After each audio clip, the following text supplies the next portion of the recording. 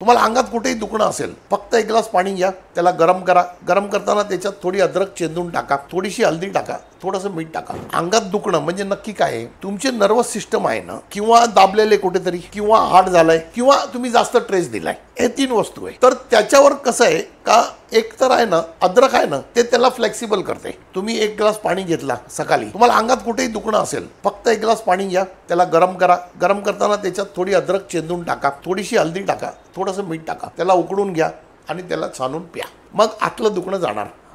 अच्छा, बाहेरचं दुखणं आहे का, आपण काय उचललं किंवा कुठे आपण झोपताना झाला किंवा झटका लागला, मग त्याच्यासाठी एक अजून उपाय आहे. लिंबू आहे ना, लिंबू, त्याचा रस काढायचा आणि जिकडे दुखतोय तिकडे रात्री झोपायचा अगोदर हलका असं हलक्या हाताने लावायचा, कापसाने लावला तरी चालतो, आणि झोपायचा.